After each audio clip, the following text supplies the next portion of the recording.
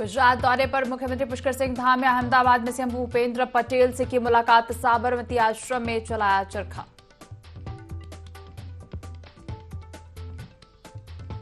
लोकसभा चुनाव की तैयारियों में जुटी भाजपा। प्रदेश में SC ST वोट साधने के लिए होंगे सम्मेलन। SC और ST वर्ग से जुड़े सांसद, विधायक, जनप्रतिनिधि होंगे सम्मेलन में शामिल।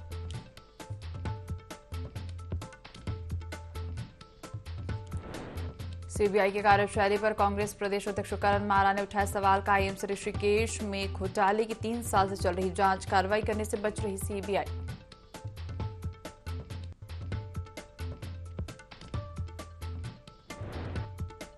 चारधाम यात्रियों का बना रिकॉर्ड। 52 लाख से ज्यादा श्रद्धालु पहुंचे चार धाम। बद्रीनाथ में 17 लाख से अधिक श्रद्धालुओं ने किए दर्शन।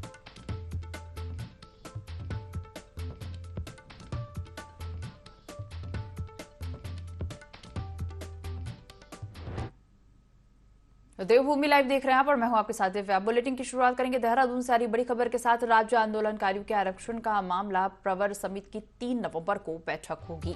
2 बार प्रवर समिति का कार्यकाल भी बढ़ाया जा चुका है। विधानसभा सत्र में प्रवर समिति को मामला सौंपा गया था। संसदीय कार्यमंत्री प्रेमचंद अग्रवाल ने बैठक की जानकारी दी है।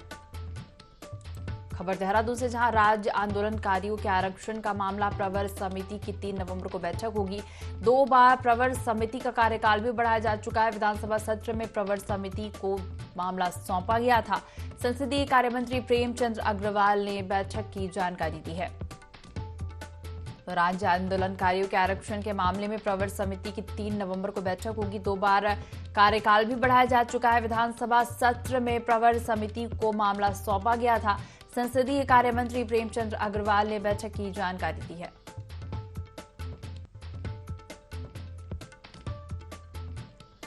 खबर पर ज्यादा जानकारी लेंगे, हमारे संवाददाता विनय सूद फोन लाइन पर जुड़ गए हैं। विनय, राज्य आंदोलनकारियों के आरक्षण के मामले में प्रवर समिति की 3 नवंबर को बैठक होगी, क्या पूरी जानकारी? जी बिल्कुल, देखिए आपको बता दीजिएगा कि जिस तरीके से प्रवर समिति की जो बैठक है वो 3 नवंबर को होनी है, यानी कि कल जो है इस बैठक का आयोजन किया गया है और इसमें जो है इस दौरान राज्य आंदोलनकारी जो है वो भी मौजूद रहेंगे। तो आपके साथ आपको बता दें कि जिस तरीके से यहाँ पर उत्तराखंड राज्य आंदोलनकारी है, उनका 10% से 33 आरक्षण को लेकर के जो है यहाँ पर इंतजार बढ़ता जा रहा था। तो वही जो है इसको 2 महीने के लिए और बढ़ाए जाने के बाद जो है राज्य आंदोलनकारियों में काफी रोष भी दिखाई दिया था। अब ऐसे में देखा जा सकता है कि ये जो बैठक है कल यहाँ पर विधानसभा जाएगी, जिसमें खुद संसदीय कार्य मंत्री जो प्रेमचंद अग्रवाल है उसको यहाँ पर फैसला लेंगे इसको लेकर के। जुड़ने के लिए और जानकारी साझा करने के लिए आपका धन्यवाद। उत्तराखंड के कुमाऊं मंडल का बागेश्वर जिला खनिज संसाधनों से भरपूर है। एक अच्छा राजस्व देने वाला सबसे अमीर जिला है। उत्तराखंड सरकार की आय के रूप में बागेश्वर जिले के बड़े मायने हैं। खड़िया खनन से हर साल उत्तराखंड सरकार को अच्छा राजस्व मिलता है। खड़िया खनन से उजड़ चुके गांवों को दोबारा स्थापित करने के लिए बागेश्वर जिला स्तर पर जिला खनिज न्यास फाउंडेशन के रूप में अतिरिक्त धनराशि का कोष भी है। बागेश्वर में प्रशासन के पास धन के भरपूर भंडार होने के बाद भी बागेश्वर में खड़िया खनन से उजड़ चुके प्रभावित गांवों में खनन न्यास के रूप में उपस्थित सहायता धनराशि पहुंचा पाने में जिले के पूर्व और वर्तमान जिलाधिकारी फेल साबित हुए हैं।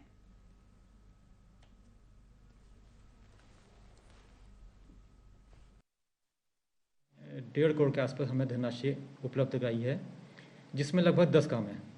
10 कामों में हमारे 3 काम पूर्ण हो चुके हैं और 7 काम हमारे प्रगति में। इस वक्त कार्य की प्रगति हमारे सिर्फ 2-3 कामों को छोड़ के लगभग जो शेष हमारे 7 काम हैं, 7 में से 2 कामों को छोड़ के बाकी सब में 75% की प्रोग्रेस है और मुझे लगता है कि हम नवंबर माह में वो कार्य पूर्ण कर लेंगे और शेष जो 2 काम हैं वो हम जो है दिसंबर में कंप्लीट कर। वर्तमान वित्तीय वर्ष में सीएससी कपकोट शवगृह निर्माण के लिए 24,55,000 रुपए स्वीकृत हुए थे। साथ ही सीएससी कपकोट ईसीआरपी में 20 बेडेड हेतु 40,66,000 रुपए, रेड क्रॉस भवन हेतु 13,13,000 रुपए और ट्रामा सेंटर में मरम्मत हेतु 9,75,000 रुपए वो स्वीकृत हुए थे। जिसके सापेक्ष सीएससी कपकोट में जो मोर्चरी हाउस बनना था उसके लिए कार्यदायी संस्था ग्रामीण निर्माण विभाग को पैसा स्वीकृत एवं अलॉटमेंट ग्रामीण निर्माण विभाग को ही हुआ था। और जो कपकोट में ईसीआरपी वाला था वो भी कपकोट को ही हुआ था। रेड क्रॉस वाला ब्लॉक बागेश्वर को अलॉटमेंट हुआ था। हमारे पास जनपद में एकमात्र 9,75,000 रुपए वो स्वीकृत हुए थे और ट्रामा सेंटर में रिपेयरिंग के लिए, जिसके लिए हमने 2 अगस्त को निविदा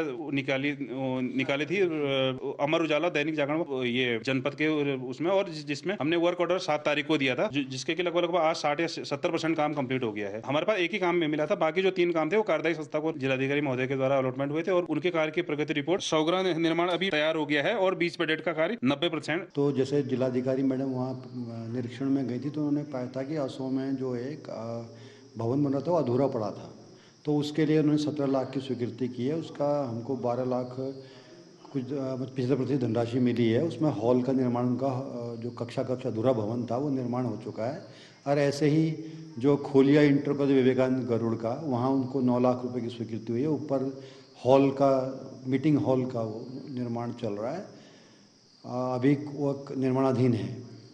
और उसके अतिरिक्त हमारे 5 विद्यालयों में एक बहुत अच्छा कार्यक्रम का हमने संचालन किया है। हमने स्कूलों में एस्ट्रोनॉमी लैब्स की स्थापना की है। तो इन एस्ट्रोनॉमी लैब्स में जहां आज खड़े हैं आप, एक ये है जीआईसी बागेश्वर में, इसके अतिरिक्त जीआईसी कांडा, जीआईसी गरुड़, कपकोट में 5 जगह पर यह स्थापित। नैनीताल में दुग्ध उत्पादक सहकारी संघ के अध्यक्ष मुकेश बोरा ने अपने 5 साल के कार्यकाल की उपलब्धियां गिनाते हुए दुग्ध क्रांति के क्षेत्र में हुए विकास को अभूतपूर्व और ऐतिहासिक बताया। इस दौरान पत्रकार वार्ता में उन्होंने बताया कि जनपद में 558 दुग्ध समितियों से बढ़कर उन्होंने 653 दुग्ध समितियों का गठन किया, जिसमें से 604 दुग्ध समितियां वर्तमान में कार्य कर रही हैं। बोरा ने कहा कि पहले अकुशल श्रमिकों को 7,000 रुपए मान दिया जाता था, 25,000 रुपए तक दिया जा रहा है। सभी कामगारों को ईएसआई की सुविधा भी प्रदान की जा रही है। श्वेत क्रांति के क्षेत्र में योगदान के लिए उन्होंने दुग्ध संघ संचालक मंडल के सदस्यों को शॉल ओढ़ाकर सम्मानित भी किया।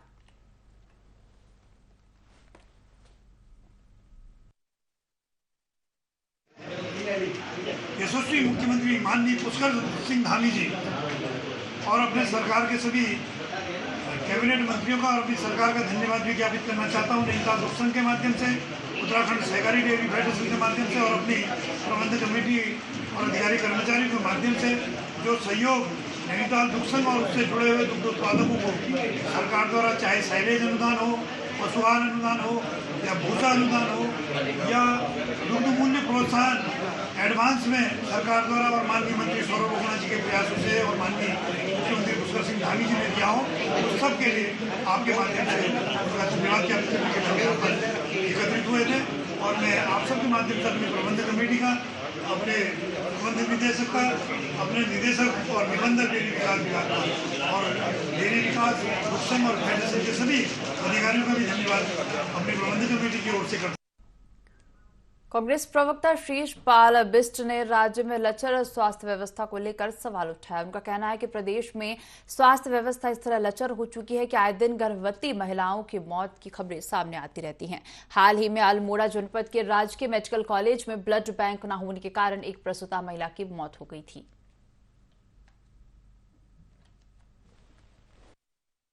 प्रदेश में स्वास्थ्य सेवा नाम की चीज नहीं है। आए दिन आप देखिए प्रसूताओं की मौत होती है, जच्चा बच्चा की मौत होती है। राजधानी देहरादून में जो है गर्भवती को लिफ्ट में प्रसव करना पड़ता है, कभी हॉस्पिटल के बाथरूम में प्रसव होता है। ऋषिकेश एम्स में पिछले कुछ दिन पहले घटना आई थी कि जो है वैन में जो है प्रसव कराना पड़ा। अब अल्मोड़ा मेडिकल कॉलेज में एक गर्भवती की मौत हो गई। उसका पति जो है खून के लिए, ब्लड के लिए अस्पतालों के चक्कर काटता रहा। पहले बेस अस्पताल, जिला अस्पताल के बाद वो मेडिकल कॉलेज तक पहुंचे थे। अगर मेडिकल कॉलेजों में ब्लड की व्यवस्था नहीं होगी, दूर दराज में आप स्वास्थ्य सेवाओं का अंदाजा लगा सकते हैं। सरकार लाख दावे कर रही है कि हम जो है स्वास्थ्य सेवाएं बेहतर स्तर की दे रहे हैं। ये बेहतर स्तर की है कि जो है एक बेसिक नीड है ब्लड की, ब्लड तक जो है गंभीर मरीजों को उपलब्ध नहीं हो पा रहा है, फिर राज्य में स्वास्थ्य सेवाएं क्या है।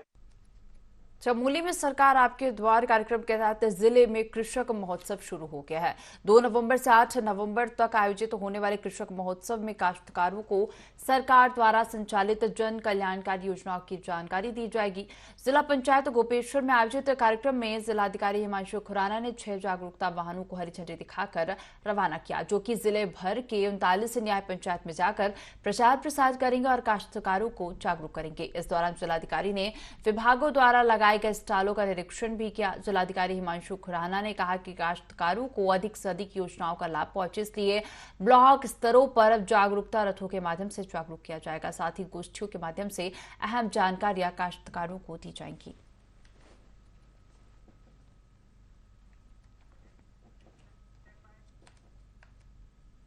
लोहाघाट के राजकीय पीजी कॉलेज के राजनीति विज्ञान विभाग के विभागाध्यक्ष डॉक्टर प्रकाश लखेड़ा को टीचर ऑफ द ईयर पुरस्कार से सम्मानित किया गया। शिक्षा के क्षेत्र में उल्लेखनीय कार्य किए जाने पर देहरादून में आयोजित समारोह में उन्हें सम्मानित किया गया। वहीं लोहाघाट पहुंचने पर महाविद्यालय परिवार ने प्राचार्य डॉक्टर संगीता गुप्ता की अध्यक्षता में डॉक्टर लखेड़ा को सम्मानित किया। वहीं प्राचार्य डॉक्टर संगीता गुप्ता ने कहा कि ये पूरे चंपावत जिले के लिए गौरव की बात है। वहीं डॉक्टर लखेड़ा ने कहा कि वह स्वामी विवेकानंद के जीवन से काफी प्रेरित हैं और उनके आदर्शों पर चलने की कोशिश करते हैं।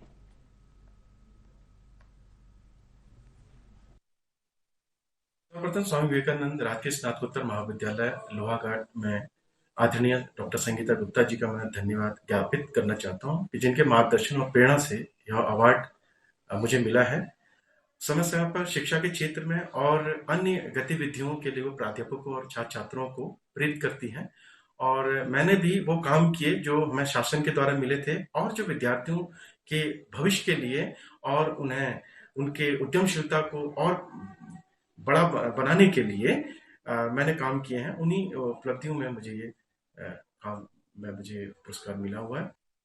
चंपावत जिले के लोहाघाट डिपो को अपनी बेहतरीन सेवा के लिए पूरे प्रदेश में दूसरा स्थान मिला है। देहरादून में डिपो के एजीएम के.एस. राणा को प्रशस्ति पत्र और ट्रॉफी देकर सम्मानित किया गया। AGM KS. राणा के नेतृत्व में लोहाघाट डिपो समिति संसाधनों के बावजूद यात्रियों को बेहतरीन सुविधा दे रहा है और अच्छी आय अर्जित कर रहा है। एजीएम राणा ने बताया कि पुरस्कार लोहाघाट डिपो के चालक, परिचालकों और कर्मियों की कड़ी मेहनत का नतीजा है।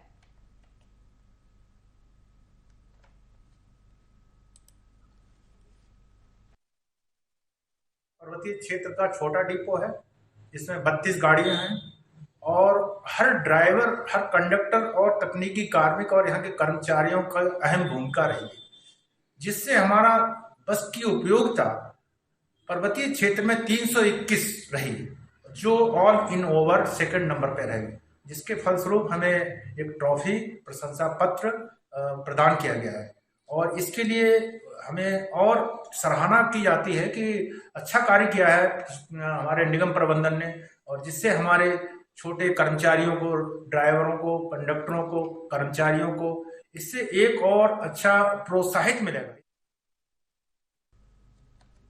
खबरों में आगे बढ़ेंगे। नैनीताल में मानव सेवा विकास संस्थान सर्वोत्तम मेला लगाएगी। मेला 3 नवंबर से 7 नवंबर तक चलेगा, जिसमें बॉलीवुड के स्टार भी शामिल हैं। संस्थान के अध्यक्ष विक्की योगी ने बताया कि इस बार मेले में विभिन्न प्रकार के स्टॉल, पहाड़ी व्यंजनों के स्टॉल और उत्तर प्रदेश से स्टॉल लगेंगे। मेले को लेकर पूरी तैयारियां कर ली गई हैं।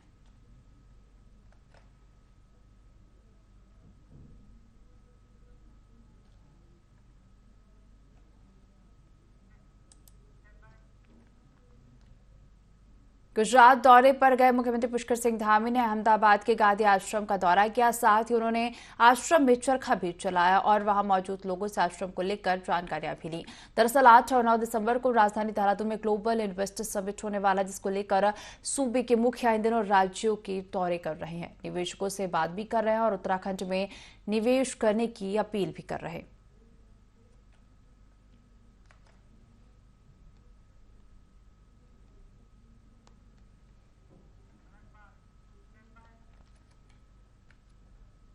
निकाय चुनाव की लेट लतीफी को लेकर अब पलटवार जारी है और पूर्व में देहरादून के मेयर रहे धर्मपुर से भाजपा के विधायक विनोद चामोली ने कहा कि यह पहली बार नहीं है कि चुनाव लेट हो रहा है। उन्होंने कहा कि राज्य गठन के बाद पहली बार बीसी खंडूरी की सरकार में समय पर निकाय चुनाव हुए थे, जबकि अन्य सभी सरकारों में चुनाव लेट हुए हैं। अभी तक नए निगम और नई नगर पंचायतें बनी हैं, साथ ही रोस्टर पर भी अंतिम रिपोर्ट आनी बाकी, इसलिए चुनाव थोड़े विलंब से होते हुए नजर आ रहे हैं। बता दें कि 2 दिसंबर को निकायों का कार्यकाल खत्म हो रहा है।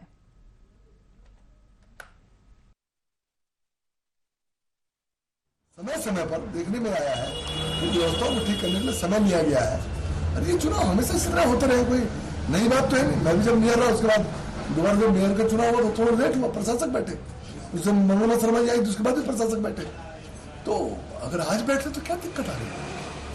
तो चुनाव जाते हैं थोड़ा आगे पीछे, क्योंकि नए नए निगम बनते हैं, नई नई नगर पालिकाएं बनती हैं, उनका सीमांकन होते हैं, फिर उसमें नए सिरे से वोटर लिस्टें बनती है, नए सिरे से वार्डों के परिसीमन होते हैं।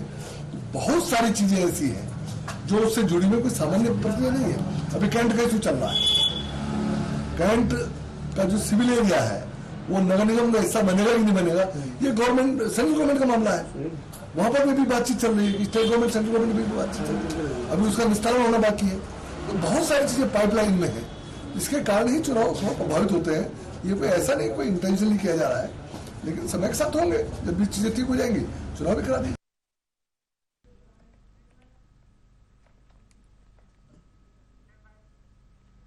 उधम सिंह नगर के गदरपुर में भाजपा नेता अग्रीत ग्रोवर को धमकी देने और रंगदारी मांगने के आरोप में पुलिस ने एक आरोपी को गिरफ्तार किया है, जिसके पास से मोबाइल, तमंचा और एक जिंदा कारतूस भी बरामद किया गया। दरअसल बीते सप्ताह रुद्रपुर विधायक शिव अरोड़ा के साले और भाजपा नेता प्रीत ग्रोवर के घर के आंगन में कारतूस से लिपटा एक पत्र फेंककर धमकी दी गई थी। इसके बाद फोन करके 10 लाख रुपए की रंगदारी भी मांगी गई थी।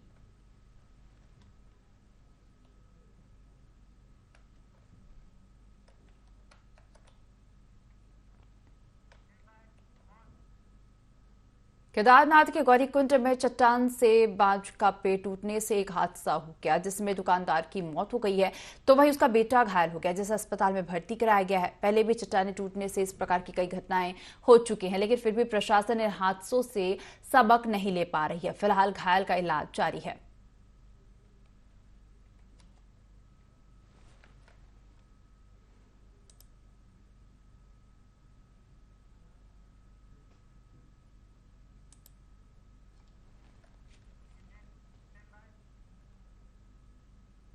लोहाघाट डाकघर में आधार कार्ड बनाने वाली मशीन का प्रिंटर पिछले 10 दिनों से खराब पड़ा है, जिस वजह से आधार सेवा ठप पड़ी है, जिससे लोगों को काफी परेशानियों का सामना करना पड़ रहा है।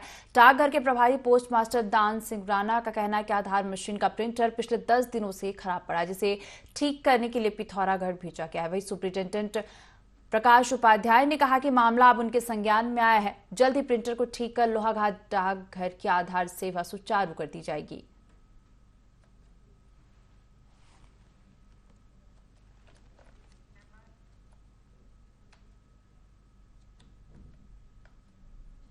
पीसीसी चीफ करण महाराण प्रेस वार्ता कर सीबीआई की कार्यशैली पर सवाल खड़े किए हैं। उन्होंने एम्स ऋषिकेश में जांच का हवाला देते हुए कहा कि एम्स में सीबीआई पिछले 3 सालों से जांच कर रही है, लेकिन जिन मामलों में घोटाले सामने आ रहे हैं उन पर अभी तक कोई कार्रवाई नहीं की गई। अलग अलग भर्ती प्रकरणों पर एम्स में ऐसे दस्तावेज मिले हैं जिससे साफ होता है कि बड़े घोटाले हुए हैं।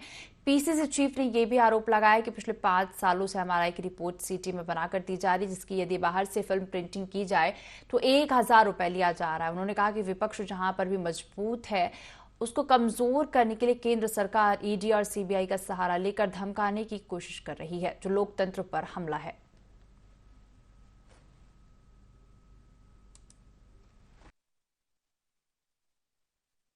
एम्स में 3 साल से जांच बैठ रही है, केवल मशीनरी की खरीद की जांच तक ये सीमित रह गए।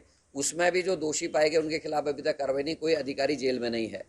और 3 साल में जो नियुक्तियां हैं जिसमें बड़े आरोप लगे कि नियुक्तियां भाई भतीजों की लग गई, अंदर जो ऑलरेडी थे या इनके रिश्तेदार थे उनकी नौकरियां लगी, इन सारे प्रकरण पर सीबीआई मौन साध के बैठी है। 3 साल से सीबीआई ने कुछ नहीं किया। तो हमारा ये मानना है कि एम्स में जो तमाम घोटाले गड़बड़ियां चल रही हैं, भाई भतीजावाद का खेल चल रहा है, इन सारे प्रकरण के बाद भी वहां कोई कार्रवाई नहीं हो रही है, क्योंकि केंद्र और राज्य दोनों में बीजेपी की सरकार है।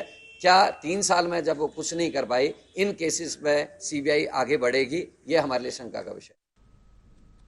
लोकसभा चुनाव 2024 की तैयारी को लेकर भारतीय जनता पार्टी ने रणनीति तैयार करनी शुरू कर दी है, जिसके तहत अब बीजेपी अनुसूचित जाति जनजाति के वर्तमान जनप्रतिनिधि और पूर्व जनप्रतिनिधियों के साथ गढ़वाल और कुमाऊं मंडल में 19 और 21 नवंबर को सम्मेलन करने जा रही। इसके साथ ही युवाओं को जोड़ने की भी पार्टी ने रणनीति तैयार कर ली है। इस संबंध में भाजपा प्रदेश अध्यक्ष महेंद्र भट्ट ने बताया कि सम्मेलन में प्रतिनिधियों को समाज के 18 वर्ष से 35 वर्ष के बीच की आयु वाले गैर राजनीतिक संगठन से जुड़े युवाओं को भी जोड़ने का लक्ष्य दिया जाएगा, जिसके तहत रूपरेखा तैयार हो चुकी है। साथ ही सिख समुदाय के युवाओं को पार्टी की नीति से अवगत कराते हुए प्रधानमंत्री के समर्थन में जोड़ने का काम किया जाएगा।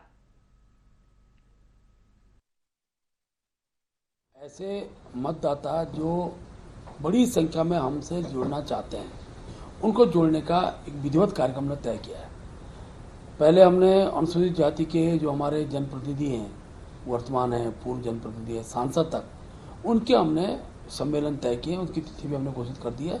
19 तारीख को गढ़वाल का रहेगा और 21 तारीख को आपका कुमाऊं क्षेत्र का, 20 तारीख को जनजाति का गढ़वाल का भी कार्यक्रम, कि समाज के बीच में जाकर जो वहाँ के प्रबुद्धजन हैं उनको पार्टी से जोड़ना है, की वोटर्स की सूची तैयार करनी है। ऐसे 18 से 35 साल के युवा जो राजनीतिक दलों से जुड़े नहीं होते, लेकिन मोदी जी का हाथ मजबूत करने की दृष्टिकोण से वो हमको समय देना चाहते हैं, ऐसे लोगों की भी पार्टी में उनकी सदस्यता हो, इस दृष्टिकोण से हमने कार्यक्रम लिया है। 18 से 35 साल के युवाओं को जोड़ने का हम कार्यक्रम ले रहे हैं। केंद्रीय पंचायत राज राज्य मंत्री कपिल मोरेश्वर पाटिल परिवार सहित बद्रीनाथ पहुंचे, जहां उन्होंने भगवान बद्री केदार के दर्शन किए। इनके साथ सांसद मनोज कोटक भी मौजूद रहे। इस मौके पर मंदिर समिति के कार्याधिकारी आरसी तिवारी ने उनका स्वागत कर भगवान केदारनाथ का प्रसाद दिया।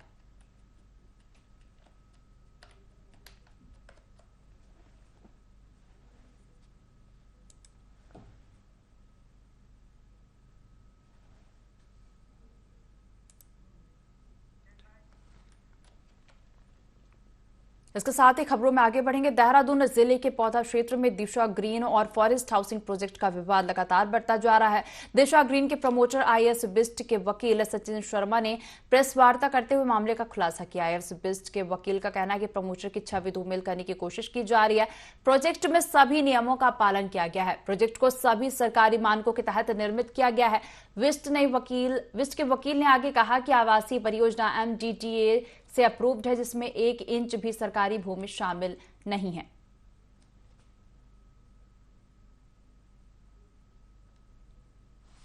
तीन 300 बीघा लैंड है, 300 बीघा सरकारी लैंड है। तो वो 300 बीघा कोई सरकारी लैंड नहीं है। बेसिकली ये दिशा 1 और दिशा 2, दिशा ग्रीन और फॉरेस्ट के नाम से 2 प्रोजेक्ट है वहाँ पे, जिसमें ऑलमोस्ट लगभग 147 बीघा लैंड है, 300 बीघा लैंड थी। और ये सारी जो लैंड है वो भूमिधरी लैंड थी, जिसको वर्ग 1 की लैंड बोलते हैं। और बकायदा जो ड्यू प्रोसेस ऑफ लॉ है उसके अकॉर्डिंग जो है उन लैंड्स को परचेज किया गया। उसमें कुछ आरोप ये भी लगाए गए कि ये लैंड जो है गोल्डन फॉरेस्ट रिलेट है। तो उसके बारे में भी हम लोगों ने उनको सुप्रीम कोर्ट के, हाई कोर्ट के और जो यहाँ के उत्तराखंड बोर्ड रेवेन्यू का जो ऑर्डर्स हैं वो भी हमने उनको दिखाए हैं, जिसमें स्पष्ट उल्लेख है कि ये जो लैंड है वो प्रॉपर भूमिधरी लैंड है और इसमें किसी प्रकार की कोई सरकारी भूमि शामिल नहीं। कांग्रेस प्रवक्ता शीशपाल बिष्ट ने राज्य में लचर स्वास्थ्य व्यवस्था को लेकर सवाल उठाया। उनका कहना है कि प्रदेश में स्वास्थ्य व्यवस्था इस तरह लचर हो चुकी है कि आए दिन गर्भवती महिलाओं की मौत की खबरें सामने आती रहती है। हाल ही में अल्मोड़ा जनपद के राजकीय महिला मेडिकल कॉलेज में ब्लड बैंक न होने के कारण एक प्रसूता महिला की मौत हो गई थी।